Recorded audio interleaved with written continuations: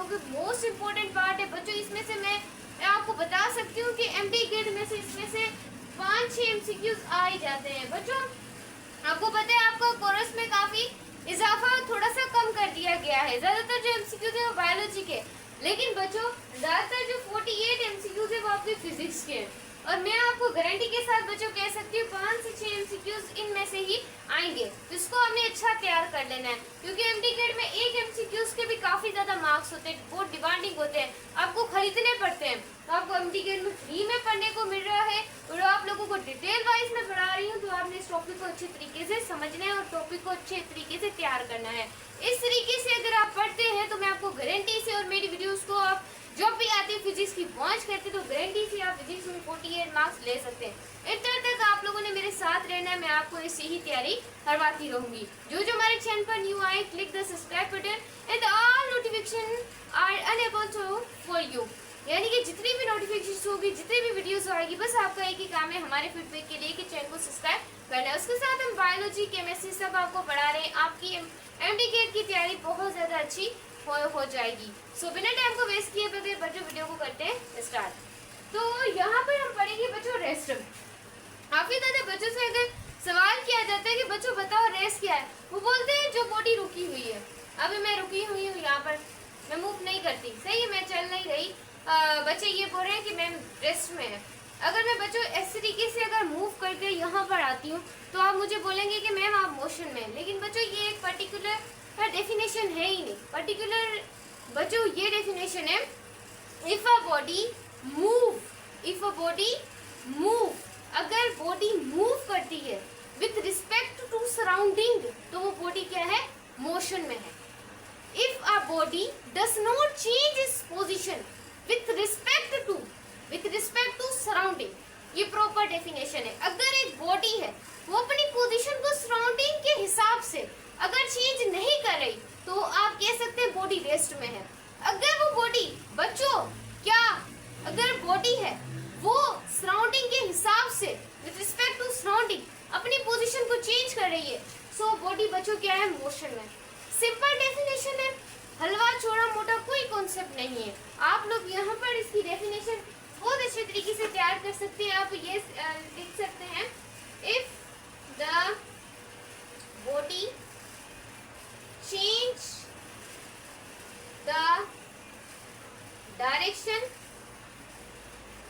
with, यहाँ पे with respect to time surroundings is called dash, आपने मोशन लिख देना है। उसके बाद if a body does not change the direction with respect to time surroundings, उसे आप सिंप्लीफाई क्या बोलते हैं, क्या बोलेंगे, रेस्ट बोलेंगे। सही बच्चों, ये थी डेफिनेशन जो कि एमडी गेट में आने के बहुत चांसेस होते हैं। इन डेफिनेशंस के बच्चों को बहलाने के लिए ऐसी डेफिनेशन बहुत ज्यादा दी जाती हैं। लास्ट में मैं आपको कुछ एमसीक्यूज भी कराऊंगी MD GATE point of view से, आपने उस वीडियो में भी प्रेजेंट रहना है। अब बच्चों हम पढ़ने वाले हैं कि हमारे पास नेक्स्ट जो टॉपिक है वो है डिस्टेंस और डिस्प्लेसमेंट।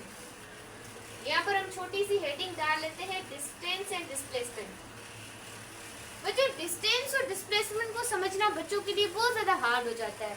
आपने सिर्फ इतना याद रखना है कि अगर कोई बॉडी है, फॉर एग्जाम्पल मैं आपको एक एग्जाम्पल देती हूँ, ये पॉइंट ए है, ये पॉइंट बी है, पॉइंट ए पॉइंट बी। अब एक बॉडी है जिसको जिस भी हालत में ए पॉइंट से बी तक पहुंचना है तो उसके पास काफी रास्ते हैं, वो जा सकती है। एक जो बॉडी है वो ऐसे जा रही है, कभी टर्न मोड़ रही है, कभी पानी पी रही है, कभी क्या कर रही है, एक बॉडी ऐसे, और एक बॉडी बिल्कुल बच्चे स्ट्रेट लाइन में पास हो रही है। तो आपको कुछ मेरी बात का समझ आया? देखो अगर बच्चों एक बॉडी है वो विदाउट एनी पर्टिकुलर डायरेक्शन, अगर कोई उसकी पर्टिकुलर डायरेक्शन नहीं है तो वो बॉडी क्या है, डिस्टेंस है। अगर उसकी एक पर्टिकुलर डायरेक्शन एक बॉडी की है तो वो एक डिस्प्लेसमेंट है। कैसे बच्चों, जरा गौर से देखें। इसकी कोई पर्टिकुलर डायरेक्शन नहीं है। कभी ये पानी पीने उतर रही है, कभी चाय पी रही है, कभी यहाँ पर होटल में जाती है जो बोलती है कि मुझे बिरयानी बना कर दो, कभी क्या बोलती है, बॉडी एक जगह पे रुकती नहीं है। तो ये बॉडी आप बोलेंगे कि बॉडी की ये डिस्टेंस है इसका, और ये क्या है, और आप डिस्प्लेसमेंट की एक डेफिनेशन याद कर सकते हैं, वो ये है कि ये शॉर्टेस्ट डिस्टेंस होता है बिटवीन 2 पॉइंट्स। ये भी एक क्या है, डिस्प्लेसमेंट की डेफिनेशन हो सकती है। एक तो ये है कि वो विदाउट डिस्प्लेसमेंट की है कि अगर वो body if a particular direction तो वो डिस्प्लेसमेंट है, if a body without particular direction तो क्या है, डिस्टेंस है। मुझे यहाँ पर मैं थोड़ी आपको थिंकिंग बताना चाहूंगी, थोड़ी सी थिंकिंग बताना चाहूंगी जो कि डिस्टेंस और डिस्प्लेसमेंट के लिए बहुत इंपॉर्टेंट है। काफी बच्चों को ये थिंकिंग समझ नहीं आती। देखिए बच्चों, मैं थोड़ा सा इसका फर्क भी आप लोगों को बता देती हूँ कि इनका जो एसआई यूनिट होता है वो क्या होता है, मीटर होता है। सही है, इसका भी एसआई यूनिट बच्चों क्या होगा, मीटर होगा। सही है बच्चों। उसके बाद ये एक स्केलर क्वांटिटी है क्योंकि इसकी डायरेक्शन नहीं है। स्केलर यानी कि मैग्नीट्यूड प्लस यूनिट, और ये एक वेक्टर क्वांटिटी है, magnitude plus unit plus direction. सही है बच्चों। अब उसके बाद एक जो एमसीक्यूज पॉइंट ऑफ व्यू से बच्चों बात आती है कि जो मूविंग बॉडी का डिस्टेंस जो होता है वो कैन नॉट बी जीरो।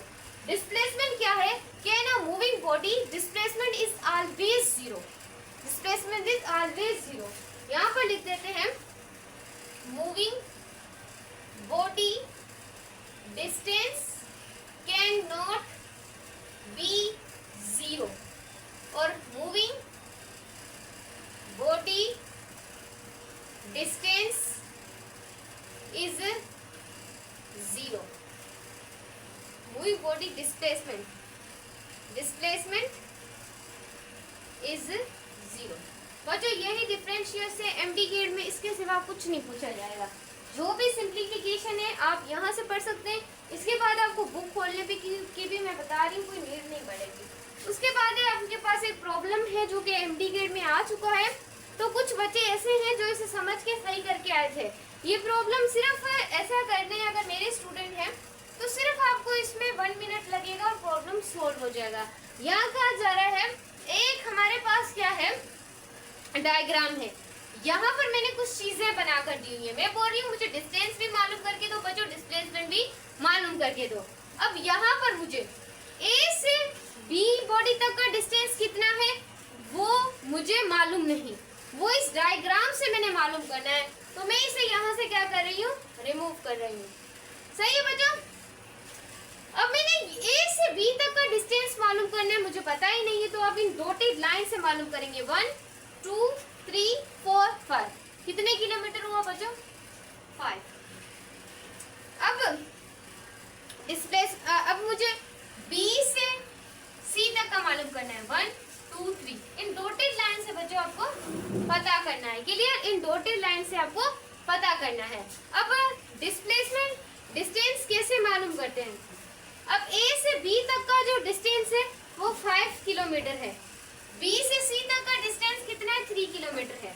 जब आप बच्चों इसे प्लस करेंगे तो 8 किलोमीटर आपके पास क्या आ जाए। ये कोई आसान सवाल है बच्चों, ये कोई ये कोई मुश्किल सवाल है, बिल्कुल आसान है। बस आपको ना ट्रिक्स का नहीं पता होता, अब ट्रिक्स लगाया करें ना। AC², सही। अब ये मैंने लगाया पाइथागोरस थ्योरम। जिसने क्लास मेट्रिक को अच्छे तरीके से पढ़ा है, ट्रिग्नोमेट्री को, तो वो ये प्रॉब्लम समझ गया होगा, क्योंकि आपने पढ़ा था कुछ ये structure C² A² plus B²। सही, ये कुछ कंडीशंस होती हैं। या फिर ऐसे भी लिखा होता है, कहाँ पर हाइपोटेन्यूस, ए हमारा क्या होता है परपेंडिकुलर, बी हमारा बेस का स्क्वायर। ये 3 फार्मूले हैं जिससे आप मालूम कर सकते हैं। अब हमें क्या मालूम करना है, AB² इसकी base, this is the base.